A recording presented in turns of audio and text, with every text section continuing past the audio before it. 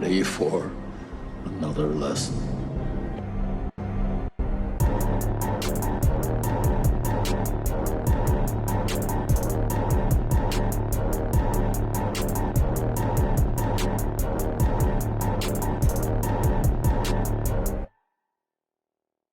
Right into spoilers. Get fucked. No. You know what? I think I'm gonna bring us in with a little music bed for us. Get down. That's right. I brought the full band in for this one again, guys. They're in the corner. It's a special week here on Back Row Banter. Thank you, boys. You can go ahead and bring it on down. It's thank you. You go ahead. Close the door. Thank you. We'll talk to you later. Okay, bye. Thanks, boys. Appreciate you. That's right. We're back on Back Row Banter. Just the two of us. Just the two. I'm not gonna finish the sentence because you just you never know. You never know. Well, Almost got me. There is a Korg here as well too, so I think that counts. Resident Korg of Back Row HQ. But yes, you are not being hosted by our boy Adam Moneyman Schwartz. This is, in fact, your boy, Nathaniel. What should I be? Nitrous Nathaniel this week. More nitrous? I've been there before. I was going to say, probably for Mad Max. Yeah, might have been last week. Or Fast Furious. Yeah. No, last week I was Not Your Property. Well, let's give Adam a name, because he never really usually gets a name. True. Should it be a Mad Max-esque name? Yeah. Okay. Adamentist, then. Okay. Yeah. All right. Adamentist. Yeah. I was gonna go with like Atomic Atom. Okay. Yeah. But because I feel like there's the alliteration's got to be there almost in some of them. Yeah, for sure. So. Yeah. Yeah. So we are missing our intrepid hero, Atomic Atom, this week, but we're here for you. I'm Nathaniel. That's Tyler. Hello. What is your wasteland name? Tyrannosaurus Ty. Okay.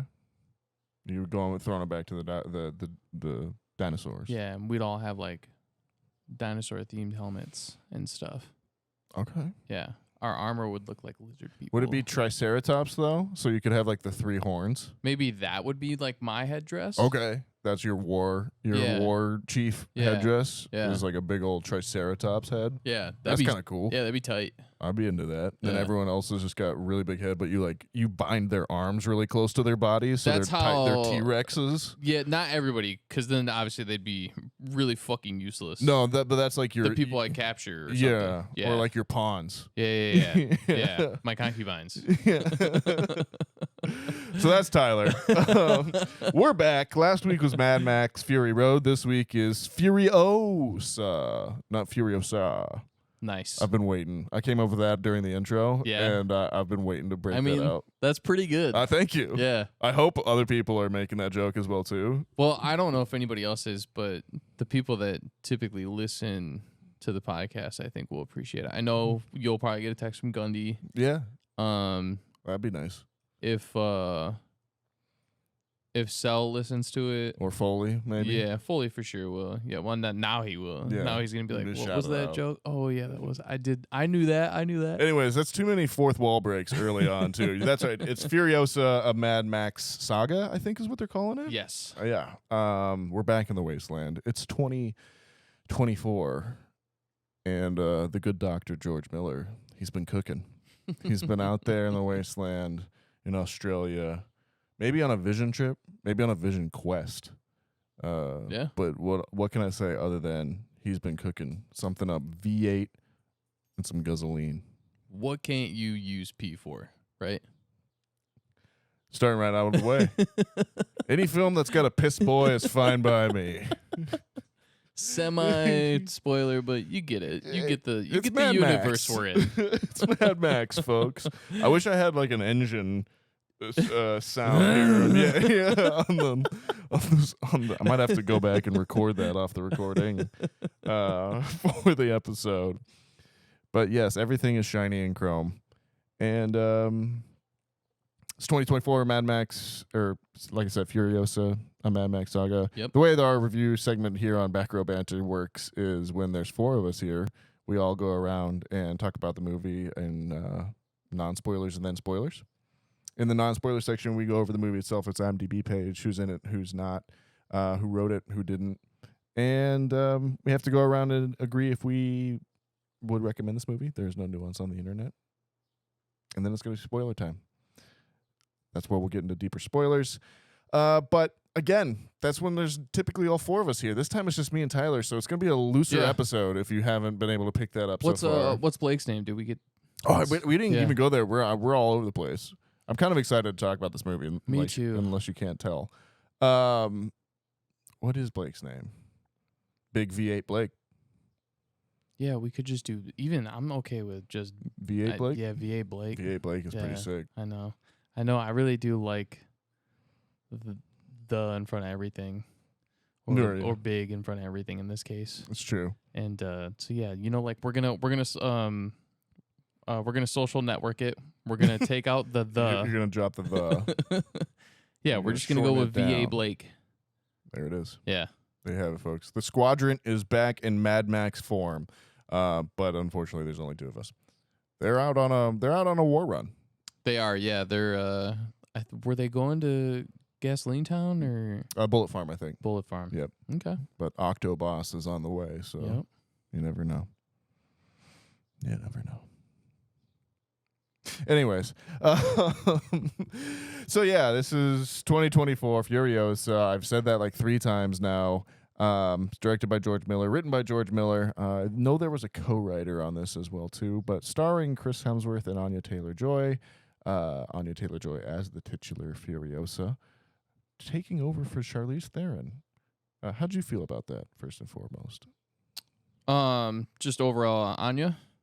Yeah, well, her as like taking over for or in front of Charlize, I guess technically. Yeah, going into Fury Road. I feel like it's a really good move. I feel like obviously you wanted to get a prequel, and I don't always care for the CGI factor. Like, let's young this person down. Sure, we'll just make it work. Which was, from what I understand, an option for them early on. I'm sure it was. Especially because I think this was supposed to come out in like 2018. Yeah. But obviously there's been a lot going on behind the scenes in terms of, I know this was delayed at least during the writer's strike or the strike last year. Hollywood problems. Yep. And then obviously COVID before that. And then before that, they didn't pay George Miller right after 2015's Fury Road. So he had to take him to court for that.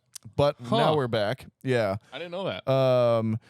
Nick Latharis, I'm sorry, is finishing that little button earlier. He's the co-writer of the film. Beyond Chris Hemsworth and Anya Taylor-Joy, you also have Tom Burke in this as well too. Lila Brown, who is the young Furiosa, which I think we'll talk a little bit more about in spoilers, obviously, but I think is in more of this movie than I think you may anticipate based on the trailers. I would agree. And does a great job. There's some other iconics in here. Angus Sampson plays the organic mechanic. I'd shout out Charlie Fraser as well too, as well as Elsa Pataki, Mrs. Chris Hemsworth in the movie as well too, in 2 roles actually. But yeah, let's shelve it there. I think that's most of our kind of iconic characters. Rectus! Obviously, shout out Rictus Erectus and his brother Scrotus. Scrotus, yeah. George Miller officially overtaking Charles Dickens as the king of naming folks. But yeah, I think that's real there. It is a wide cast of characters full of very interesting looking and sounding people. So, yeah, if you want to find out more, go ahead and check that out. I think you can tell from how I'm talking early on here before we get into spoilers that I am a recommend. I had a real good time with this one, man. It's right out the gates. I felt like it's different from Fury Road for sure. Yeah.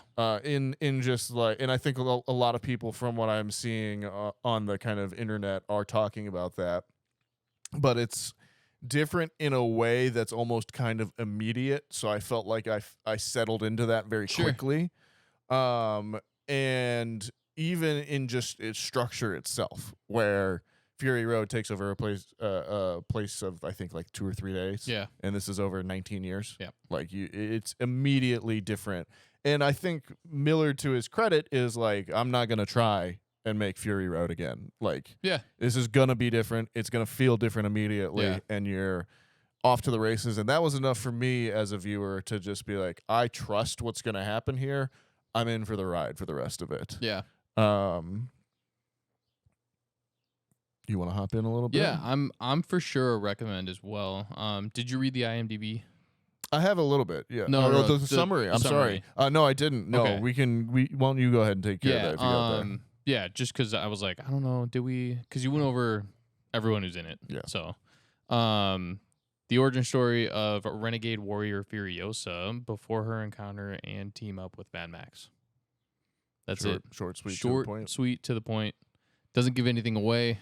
Which is one thing I'll say about this is I feel like this movie and the Mad Max universe in particular is very good at being restrained in how much they give away at any given point. Yeah, I would agree. So this Mad Max felt like a movie to me. Fury Road. Yeah. Okay. And so this is like obviously still a movie. Yeah. But it feels more like a book. Okay. In the way that it's like separated. Where there's literally chapters. There are.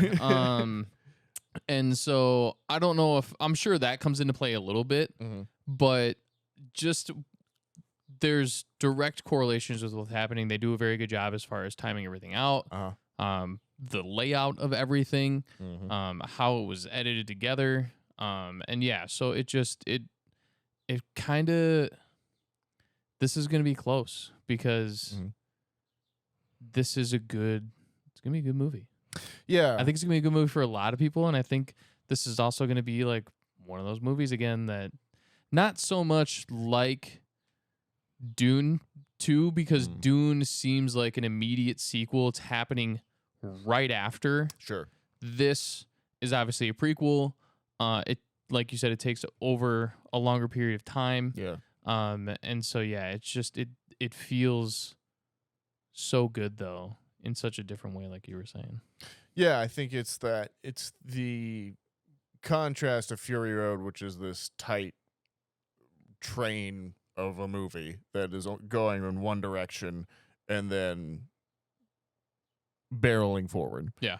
And then you have this, which is this huge sprawling epic, more, as you would almost say, kind of literary in that, like, and similar to Dune, in that you are now spending 15 years in this world and understanding more the texture of the world and the characters within it and how they interact with each other, where Fury Road just kind of just throws you in there and expects you to understand. So, I mean, and it's one of those things, and it's tough too to talk about one without talking about the other because they are so tightly wound. It's kind of like the Kill Bills, where it's, the extension of the same story in a lot of ways, to the point that, like, Mad Max is obviously pretty much absent from this one for the most part, and that's not a spoiler. But like, yeah, I think it's just it sets itself apart of like a story from the wasteland, not necessarily the main character or a day in the life of, or just like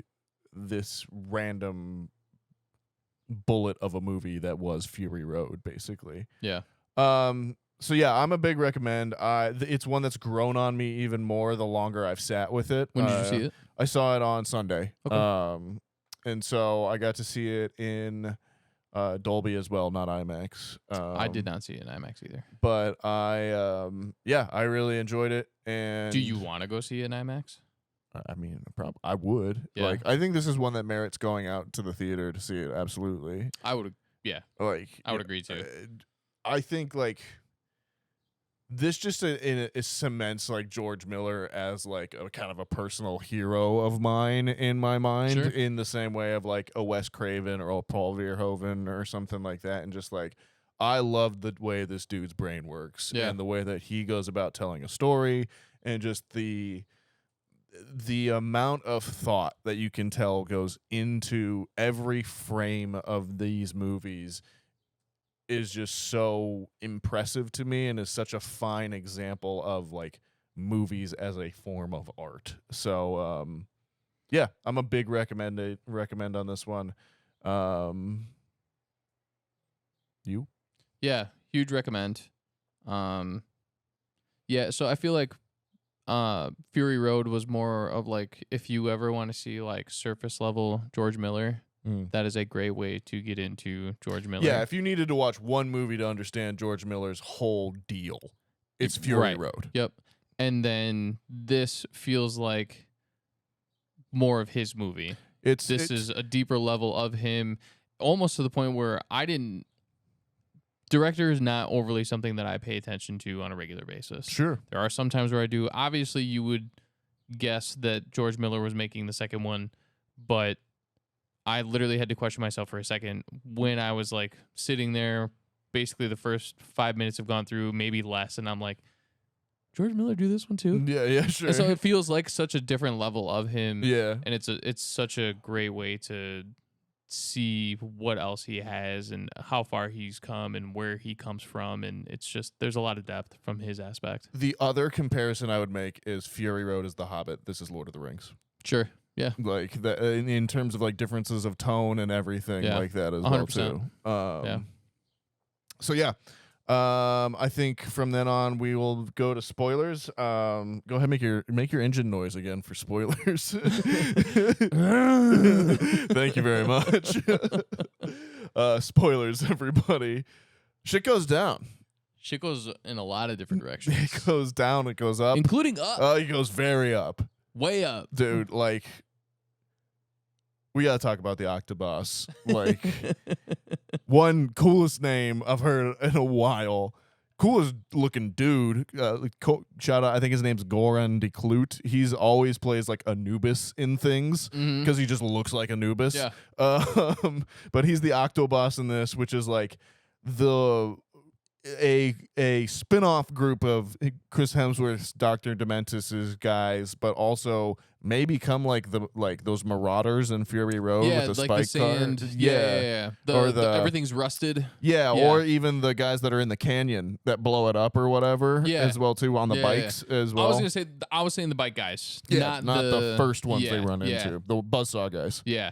But yeah, like all of that, when they attack the war rig and it's a brand new fancy war rig, and this is, again, we're deep into spoilers right now, folks. I'm talking about a scene that takes place over an hour into the film. Yeah. But like it immediately takes all the cool shit about Fury Road and goes, but we're gonna double down on it. We're gonna take away all of the supports, and now we're gonna have flying people. Yeah, like I said, it adds so much more levels to Mad Max and that universe and that world, and but it feels so in place. Yeah, 100%. And so it was done so well to the point where it didn't feel like it was way too advanced or not advanced enough. It was like the perfect amount of like raw. This is such a logical way that this could actually probably maybe plausibly happen. Sure. And it's one of the coolest things ever. It's the scene from Other Guys where unfortunately the guy jumps off the building, but the meme is Will Ferrell saying, "Oh, look, he's flying." Yeah. It happened, and I was like, "Oh my God." No, in my screening as well too, there was genuine shouts when they took off and everyone just went, "Oh, it's happening." Like, oh damn. Yeah. I didn't think they were going to beat the polecats from the first one. Polecats were so much fun. It's so much movement while still staying in that same frame. In that same axis as well, too. Yep. But then, like, when the first ones went up, and then there was, like, a second set, and then there was the ones that were, like, brought on like they were skiing. Dude. And then just took off as well, too. Yeah, I was just like, this man is a genius. And like, then... you get the full like mini plane, the glider, right, with the kite behind it, and so you get this one shot where it's just her on the fucking war rig, the mini plane fucking in the air, and then just this ominous like black fucking cloud in the distance too. This thing catches up quick, yeah, and it's just fucking. You're like, what the fuck is that? And then you just, as it gets closer, you're just like, dude, it's fucking him. And it's so cool because he seems like such a low level character in the beginning, and then when you get into it, he's like, "You piece of trash, you're garbage." And it's so cool that he's like, that's the leader he wants to be. He's like, fuck this, I'm out. And goes makes his own thing, and then he comes back later in the movie and he's like claimed his own little turf. Yeah. And he's like, it's a boss fight. It's a boss fight. and it just looks so good. It's just all waving in the back, and he's just fucking riding it. And I'm like, dude, this is so cool. It reminded me a little bit of the monster from Nope. In that it kind of like, I was just like, just takes whatever form that is your fear, it takes. Well, when it's first introduced, and like we'll go back a little bit now, but like when it was first introduced at the start of the movie, I was just like, what the hell is that thing over their camp? Like, what are there aliens in this universe now? What is going on? And then of course George Miller, being the king that he is like, no, just wait. I got something planned. Don't worry about it. So what were you thinking when we did start and this, and like it's almost the first 10 minutes of the movie takes place in almost silence. In comparison to Fury Road, which is immediate V8. Like I think it starts with the engine starting up. So like it caught me off guard. Yeah. But like within seconds, I was like, I'm all the way, like I'm so enraptured. Like I have to know what happens. Like that great cat and mouse chase where they're running from dune to dune, and like so much of this movie is spent where like you see someone in like far enough distance that it's gonna be a problem, so you have to immediately get out of their line of sight by going down, and then like crawling back up to kind of plot and plan. And then that immediately sets like a timer in the back of the viewer's mind that just is always going and just ratcheting up that tension from everything. So I love how he is automatically building that from the first bits of the movie, and like then just other little details of like how quick it is to change out pieces on the bikes and stuff. Cool, so much fun. You realize how like they've engineered the world like this basically, so that everything is your scarce resources are immediately scavenged and immediately needed and immediately like transferred from one to the other, because that's just how you have to live life. Well, I think it's cool too because it really the world has been made such a place that you can actually relate to. If the world ends, right, and this shit does go down, there are going to be people who are valued in the fact that they just know how to get around, and like some of it might be some really crude kind of engineering because you have to deal with what you have. Tony Stark built this in a cave. You know who it's going to really benefit is tweakers. You'll just see them dumpster diving. You'll just see them with a golf cart powered by a hair dryer engine running on grease or something, and you're just like, I don't know how it works, but it works. Unreal. Yeah. Unreal. But everything feels plausible. Yeah, exactly. And so it's so thought out. Yeah, it just, I mean, like I said, the whole flight thing, everything about this movie is just, it feels like it. People are, if anything ever does happen, they're gonna be like, what did they do in Mad Max? And they're gonna be like, okay, we have a blueprint. Sure, I hope not. Oh God! At least from an engineering standpoint. If I don't wake up in 5 years and there's an Morton Jack down the street from me, holding the water tower hostage, screaming about not being addicted to water, I'm gonna be really upset. But yeah, I think last week we were talking about how like in Fury Road you could pick any character in the background, and George Miller would have a backstory for them and an 100%. Idea of that. And I feel like a lot of this movie is that and kind of that thing. And I think one of my fears going into that was that it was going to be too much of that. I think in a lesser filmmaker's hands, you would spend the first 30 minutes of this movie in the Green Place, meeting all of Furiosa's friends and relations, and that's Johnny the water boy, and that's Jack the solar man. Sure. You know, and then she's gone, and that takes up 30 minutes of our 2.5 hour movie or something. And George Miller was like, nope, it's going to be 30 seconds because that is what the story needs. That is the way that that this story unfolds of what I am trying to ultimately get to and what I want to build towards in this movie. Yeah. And I think, again, when we were talking last week in terms of like Fury Road and it not being this adaptation, which was one of the big things why I was so high on it, and one of my big things was it is this fully realized idea on the screen because it's always been intended for that. I think George Miller takes that and brings it right over to this and just shifts it to the epic rather than the bullet train action movie that Fury Road was. So those are a lot of my kind of like deeper thoughts on the movie itself. We can go into, I guess, the just scenes, and like we haven't even talked about like towards the end of the movie as well either. Yeah, I mean, But, like, it's so or Chris Hemsworth. We haven't even brought that up yet. Basically 2.5 hours, 2:28 or something like that. 5 chapters starting from when Furiosa is taken from the green place, the place of greens, and then pretty much to at least maybe 2 or 3 years before Fury Road takes place. Like, there's a little bit of a bridge at the end that they kind of tie it all together, but like that seems to be a little bit later than where it kind of cuts off for the main part of this story.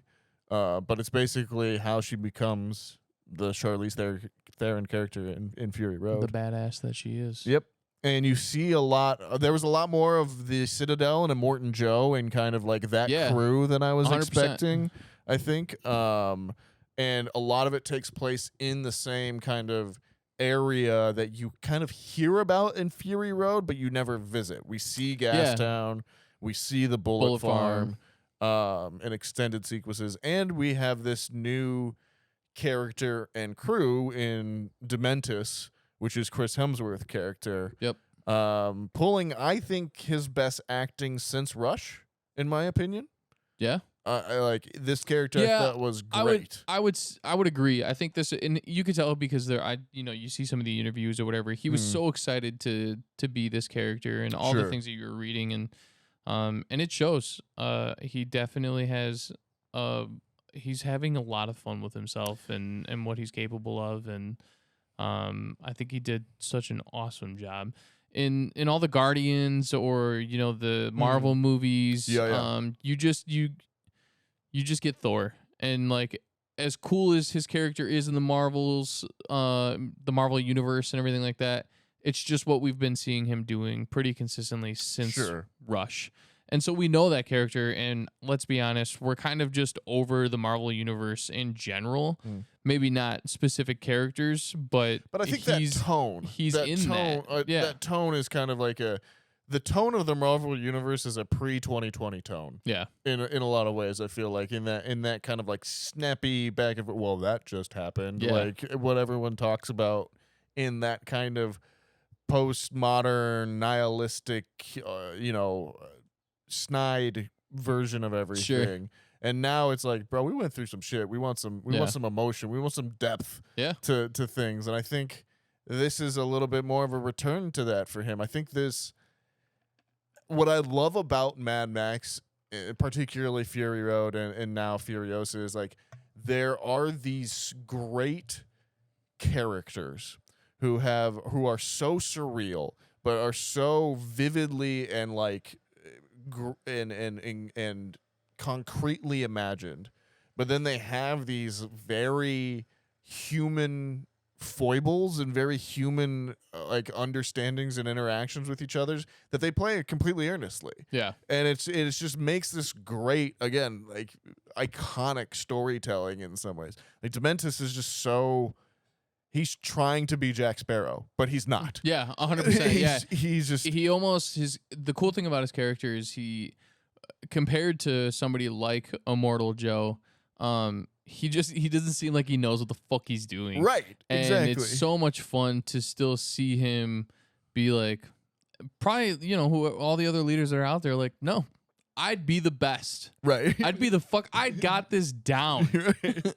I know what the fuck I'm doing. Yeah, he just fails upwards. Yeah, and it's just he does such a good job at it, and he never quits. And you can tell that it's just like he's something that he's thought about, he's enjoyed, he's enjoying, and yeah, I think it's such a good addition. The cool thing about the way that this gets complemented by Fury Road is that Fury Road is such a different movie, but George Miller does such a good job at making you still want to know more about that character. Yep. And he does it with multiple characters in the movie. And now you get that deeper look, and he just it clicks so well. He gives you obviously the biggest glimpse of Furiosa's life. It's her saga. But you still get glimpses of things that you want to know about from Fury Road, like the Citadel, like Gastown. Yep. And it's just so well put together. And even some of the things, again, there's beyond the flying or like where the engineering has gone, just the overall tactics that you haven't necessarily seen yet in the road warfare. Yeah, of course. Like the trenches. Yep. They're all looking, it's flat planed. Yep. So, and there's really not a lot of height. There is some obviously with the Citadel, but that's why it's the Citadel. right. And Yeah. those are only still so high in comparison to some things that man used to have.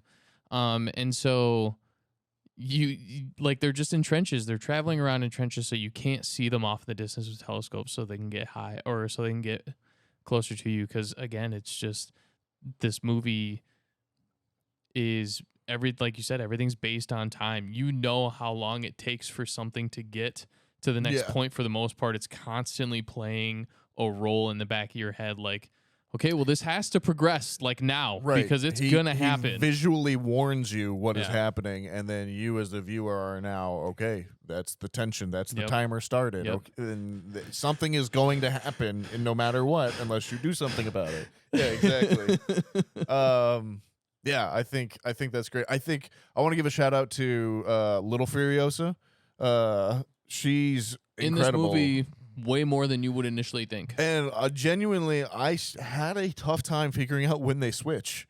Like, sure, there's a point in this where she gets swapped out for Anya Taylor-Joy, and they did a great job of hiding that between the two of them. I mean, it's because it seems like they did. This comes down to casting. It's such a good job to get in those. Like, some people just throw off ages. Like, a 35-year-old can't be 21. Sure, they just can't.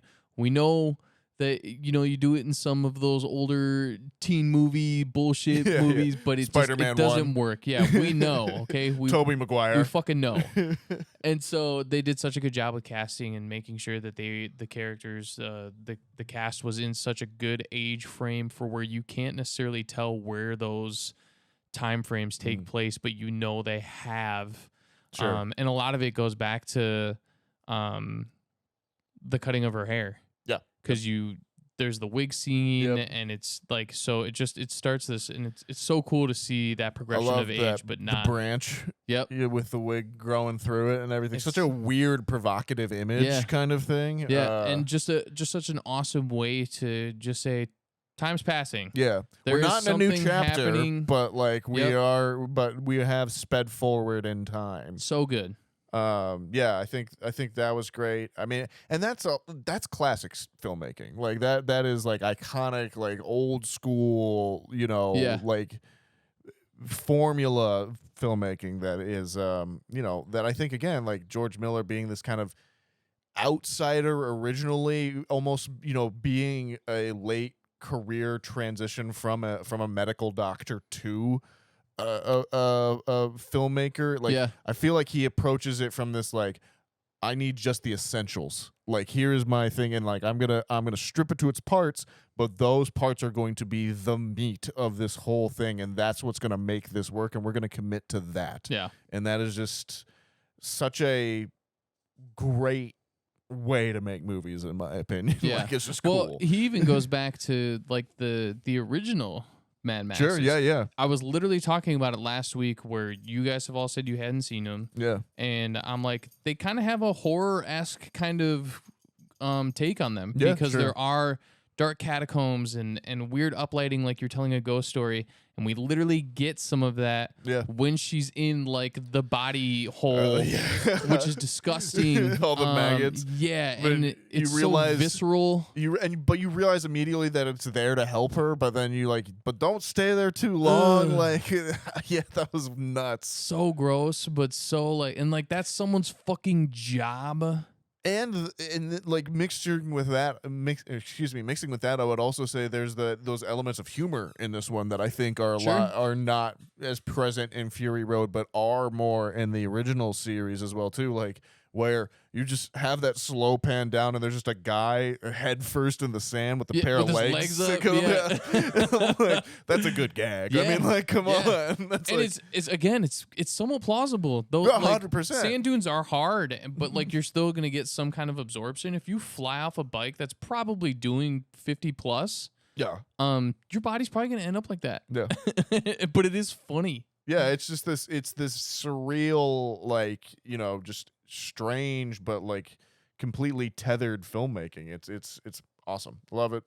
Couple scenes I want to shout out. The mother crucifixion, which is insane, but then that also insane slow push into the reflection of little Furiosa's eye. Yeah. That's the craziest shot I've seen in a while. I like the like visceral flashbacks. Oh yeah. And not visceral. I guess they are kind of visceral, but more subliminal. Yeah. Where you barely see it. It also kind of feels like there's scenes that you pause in Fight Club and they're like him popping up. Yeah. So it's like those are cool, but those also pertain from Fury Road where Mad Max was kind of getting the same visions of war rigs and stuff coming at him. Yep, the hand. And so it's cool that we still get that feature with other people. And you still, get the impression that's kind of makes it feel like that's a symptom of the wasteland kind of thing. That like it's almost like it's spice or something like that. Like you are gonna hallucinate out there. It's the radiation or whatever.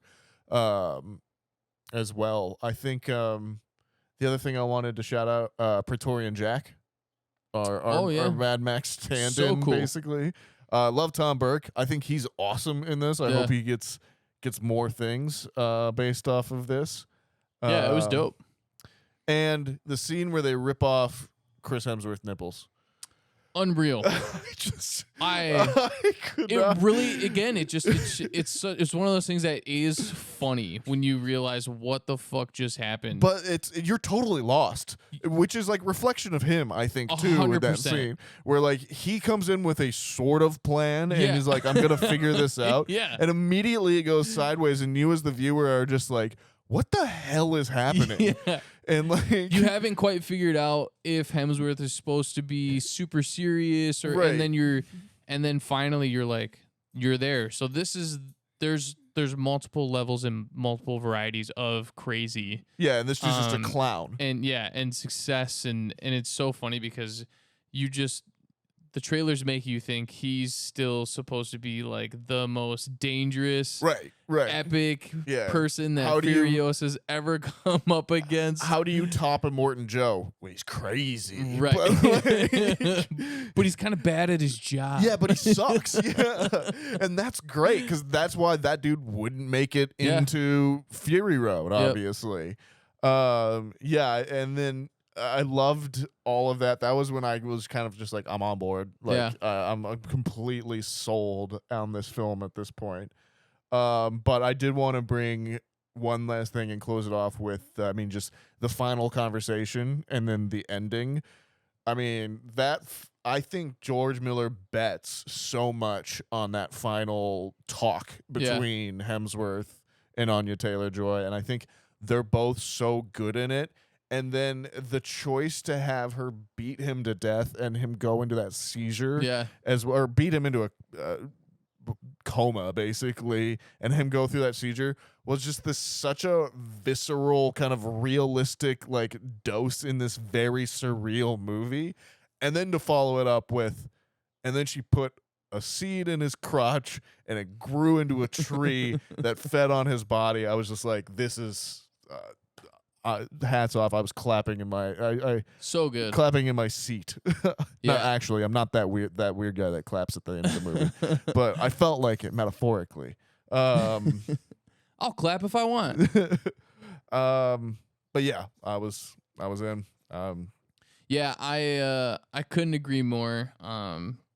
They did such a good job overall with this. I had such a blast. I did not see mine in IMAX either. It definitely is one of those movies that warrants you to go to the theaters. I think so. You will undoubtedly enjoy this in the theaters more than you will at home. And it's just also one. I think it's one of those things that's going to be like in the zeitgeist for a minute. And I hope so. it's going to be. It's fun, man. It's a lot of fun. It's not doing well financially. That's like, interesting. Yeah, it's apparently it was like the lowest Memorial Day weekend since the third Star Wars back in the 80s. Wow. Yeah, it's not doing great, but yeah, I've been shocked by that. All of the kind of like chatter I've seen online has been pretty positive. I wonder if overall. that's because it was Memorial Weekend and people are still like I don't wanting know. to just be outside. Yeah, I don't know. I don't know if it's it's been 9 years since the last one. People just don't know. I think it is an R-rated movie, and this one is gorier than the last one. 100%. I think so that's a harder sell just in general with a family people don't know that on shit. a Memorial Day weekend or something. But I just I hope it does well. I hope I think critically it's doing pretty great. So it's going to be on my top 10 list at the end of the year, no doubt about it, obviously. Yeah, as of right now, the way that it sits, it's definitely contending for sure. Yeah. Well, if we were doing a full episode, we would probably rank it on the where on would the you entry put it? list. I mean, I think after last week with putting Fury Road number 1, I got to take another crack at it. I think. Yeah. Do you think this is better? I don't know if I think it's better. I think it's different, but like for the purposes of the podcast, I would put it at number 1 to kind of like try and emphasize my point again that like I think it's deserving of it. Sure. I think they're different movies, Yeah. But I think like so far I'm comfortable saying this is my movie of the year. And I was going in cautiously optimistic, but I think the effects have gotten better since the trailers. Sure. I think they look more realistic and less CGI-y. And I think the trailer was color graded a little bit different as well too. But I also I was afraid that they were going to over-explain the world. I felt like you got more explanation, but they didn't over-explain it at all. Yeah. And I was afraid that like, I don't know. I guess I was just afraid that it was going to be like that George Miller would have somehow gotten like walked over by the studio or something like that. Or like he would have been Sam Raimi making, I'm a doctor and my hands don't work too. Sure. Doctor Strange. Doctor Strange too. Thank you. I'm a doctor. My hands don't work. Took me a second too. I was like, who is Doctor Strange? Who is Doctor Strange? Who is Doctor Strange? We're doing Jeopardy. But I was afraid that would be his symptom kind of thing of like, or even Matrix 4, where they're like, we're making this whether you want to or not. You can get on board or not. Sure. And like, while I like Matrix 4, people are obviously very divided on that because it's more of a statement kind of thing in that sense. But they seem to, God knows how, just let George Miller do his thing, and I think we've got good on him.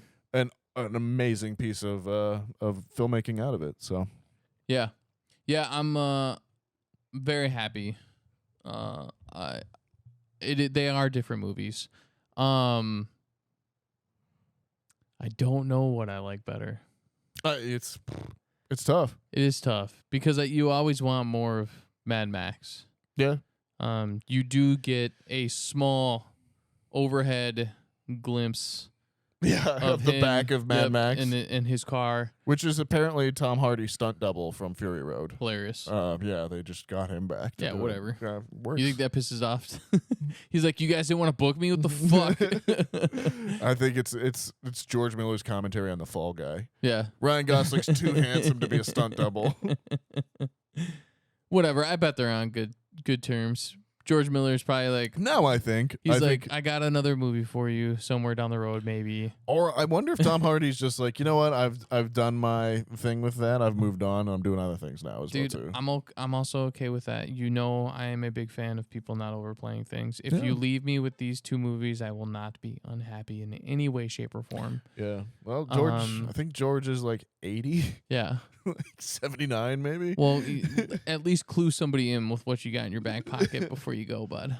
I mean, yeah, he seems in good health. He's I'm Greek sure and he is. Australian. He's Yeah. probably Dude, he's gonna be- probably in the best shape of his life. probably gonna be 120. Yeah, We'll be fine. 100%. I don't know where I'd put this. This is really hard. Given the list though, I was pretty high on Mad Max last week. And I think it's a little bit more well deserving of 11. Sure. But I would still put this up probably, man, fuck. I'd say 5. Pans is like my hard cap on that. Oh, you're going that high? I mean, I'd be Okay. up there again. Okay. I think it's a ton of fun. I really, really do enjoy it, and I think I'm gonna end up enjoying this one again. Yeah. It's gonna be one of those movies that is just on, and I'm gonna be like, dude, I could totally ride this out. Yeah, I think this it captured, or it did the very tricky thing of deepening Fury Road in Yeah. a lot of ways, where now I think it'll be really cool to do 1-2s. Yeah. To do the double Yeah. feature. Like and I am genuinely impressed at Miller's ability to like find different things to talk about within that same world without it necessarily going stale on us in that way as well too. So Yeah, I think it's good timing. It's super well done, and yeah, it's definitely.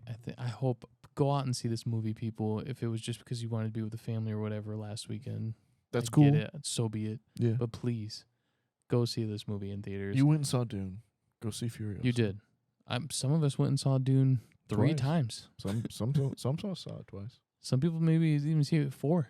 Some people are probably watching Dune 2 right now instead of Furiosa. That's true. That's Talking to you, Adam. very true. There's a good chance. I just saying, as I said in the group chat, I think it's significant that the week after I decide to put Fury Road at number 1, Adam's not here. Adam can't make it. Adam can't make it. When I had the whole squad up against me putting Dune 2 number 1, showed up next week and the week after. But no. Just kidding, Adam. We love you. Yeah, I'd be curious to see where these guys put it. Yeah, I would be. I'm not gonna assume either one of them. I don't know if they'd be as high as either of us, to be honest with you. I But think like, Blake might. Blake, I mean, he does like Anya. I think Blake probably is within top 10. I think Adam's gonna fall short again. True. Probably We're out of Adam's- spoilers, by the way. Adam's probably in, I don't know, mid-late 20s. Okay. This I think was my favorite Anya Taylor-Joy performance. It's better than The Menu. I think I think she does the most. I think she's given the most emphatic performance maybe that like Sure. I've kind of come across with her. Since like back in the Witch days, I think. Yeah. Yeah, I definitely I like this side of her. I'd prefer to see her in more things like this. Or at least her being able to do whatever she's allowed to do. Whatever she was allowed to do in this movie, let her do in other movies. Don't hold her back. Let her cook. I think is that what they're saying? I think that's what the kids are saying. Yeah. Let her cook. Let Anya Taylor-Joy cook. Let Chris Hemsworth cook. Also allowed to cook. Yeah. He's earned cooking rights. He is. He's like executive chef by now. Yes, chef. Yes, chef. And there you have it, folks. The review of Furiosa from 2 of the Back Row Boys. Oh. You been watching anything else? I've been golfing a lot. Fair. Yeah. I've been reading. Yeah, I've Leah's been trying to get me to read again at night. Oh, obviously with moving and everything, Yeah, took of a little course. break, and I think I'm gonna be on another rise up here now that I've kind of settled in, and my sleep schedule is fucking. It's. I mean, dude, I'm in bed by like 8:30. Sure. Which makes me like feel dead, but I'm not. Yeah. So I feel. You know what's gonna help? I got you, Ryan. When you get a book. What kind of book you want? I got books. I know you got books. What type of books you want? You want a book about dragons? I don't know. Maybe we'll talk. You want a book We'll about? talk. Want a book about knights? About I don't know. I've never really done manga, Okay. and so part of me, I did comic books for such a long I'm time. gonna get you Berserk. And so I'm just like now I'm like, do I put my toe You dip the toe. in the pond? You gonna dip it? So we'll see, because Yeah. I know it's an ocean out there, and I don't know It's if I true. want an ocean. It is true. It's story time. There was a person that came in the other day to work that like this girl had read every manga we sold. I Yeah. was like, I don't know what to pick for you. I was like picking out things that like I'd heard of, but like She's like, yeah, I did read it. it, I did it. clocked it. You're a piece of shit. Finished it. Please. Yeah. Please. That. You gotta. Is there someone else more clued in that I could talk to? But no, I solved it. I found 3 books that she hadn't read. Nice. So yeah, no, that was it's a big ocean out there, but it is conquerable, is what I'm saying. Like you can make a dent. I was gonna say, are any oceans conquerable? We've only did what, Pirates, 3%? 3% of the ocean? The ocean, Yeah. the Ocho, ESPN 8. Yep. You want some more? That's gonna be us for the next 20 minutes, folks. But no, I think I mean, I got books. If you whatever you want, you Yeah. let me know, and I can hook you up. We'll talk. Yeah, absolutely. We'll talk. I've Pokemon been cards and Legos. there. You go. Oh, and then Iron Man 1 Oh, okay. OG. Oh, there you go. Yeah, because we don't have access to streaming Sure, it's just one of the on the things TV. that So you have. well, everything has commercials on cable. And I forgot how much I hated them. Ads are better than commercials. I will tell you that right now. I think commercials have gotten worse too because they've realized that the only people that watch them now are boomers, Sure. and so they'll tolerate. So it's all medicine, health Sure. insurance, fucking like. Dude, I'm telling you right now, if you complain about ads, Sure. I'm like, and I was one of those people. I complain about. Yeah. I caught myself so many times saying, "Fuck, I hate ads." Yeah. If you really want to know what it's like, go get cable. Change your mind. Or just an antenna. Yeah, Go whatever you get want. an antenna. Yeah, and I promise you, commercials are so much worse. Yeah. These are true facts. But so yeah, we watched Iron Man on the Xbox because it's my Blu-ray player. There you go. So I'm like, babe, we're gonna go downstairs. We're gonna pick out a movie from the trove because we don't open them anymore. Mm-hmm. Because there's literally no point. Right. And we picked out 3, and so Iron Man was the choice. So we There you watched go. that. Hence my Tony Stark built this in a cave reference earlier. With a box of Yeah. scraps. Shout out my wife. That's like her favorite quote from that movie, and says It's it. a great line. I mean, it can go with a lot too. It can literally go with a lot. So Well, I'm not Tony Stark. that's it. We're out. I've been reading. Yeah. Sorry. No, that's Yeah. fine. I'm a piece of shit. I've been putting in the work on the books. Yeah. So yeah, I'm curating the horror section over at work. So. Nice. Blake would be happy. Yeah, that's right. So yeah, if Blake wants to start reading any horror books, True. I could take care of that. There's some good stuff out there. But yeah, that's been really fun. So I'm finishing a book this week. I think did I talk about the one last week? Come Closer, the demonic possession book. I believe so. Okay, that one was crazy. And now I'm reading one called The Wasp Factory, which is more of a like killer kid kind of book overall, but again from their perspective as well too. So that one's been wild as well. Nathaniel's into some shit. Yeah, it's been going to some dark places. Yeah. But you know, I'm Smart. counteracting with Fury Road and all that good stuff. So. Yeah. Was there anything else you watched? Got around to I'm trying to think. streaming fights. Yeah, there was no fights this week Right. actually. So I will be watching there's a UFC this weekend, so I'll be watching that. Nice. And then other than that, I don't really think of that. Little YouTube action every Yeah. now and then. Bet. But yeah, let's go ahead and we'll end her there this week. Follow us, Back Row Banter Pod. Adam, you know what? Let's make Post Pod Adam do this. Yeah.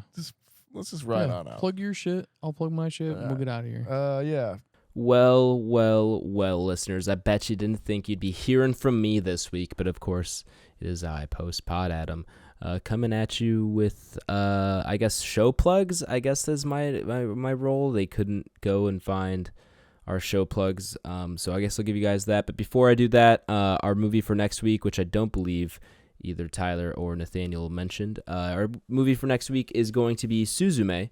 This is the third movie from Makoto Shinkai, the director of Your Name and Weathering with You, which, if you're a longtime listener of the podcast, you know I am a huge fan of both of those movies. I'm a huge fan of this one, too.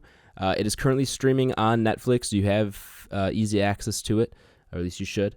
And if not, you can't find it there for whatever reason, don't have Netflix, whatever, you should be able to rent it somewhere. It's also on Crunchyroll, so you have a few different options to watch it. Definitely check it out, though. It is, I'll reveal where it ranks in my Shinkai discography rankings next week during the episode. But of course, watch Suzume next week. Join us for our review of that.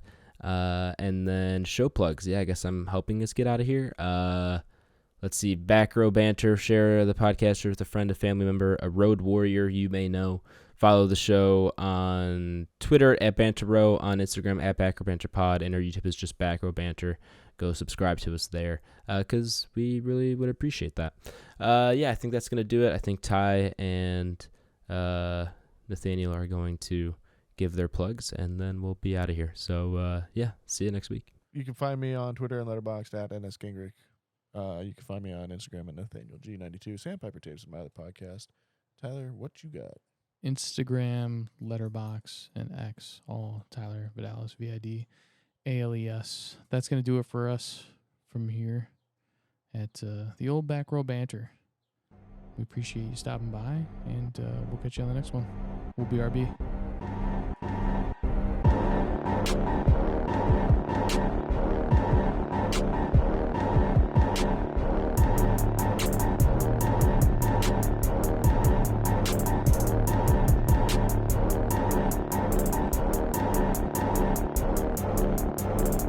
America. Ready for another lesson. You got me craving some crawlies. Yeah, they're a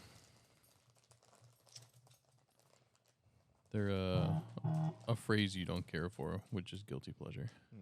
But what does that guitar sound? That was your phone. Oh, that's hilarious. It literally sounds like a guitar. I was vibrating up the pole arm there. That's so funny. Should we just keep this bit at the beginning? Just a little ASMR for Adam. Just not tell him what time the episode starts. Make him listen back. He'd be like, "What the fuck?" Hi, Adam. Adam, this is for your ears. And your ears only.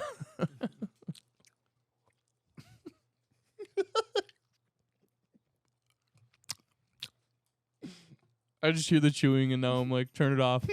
Stop it.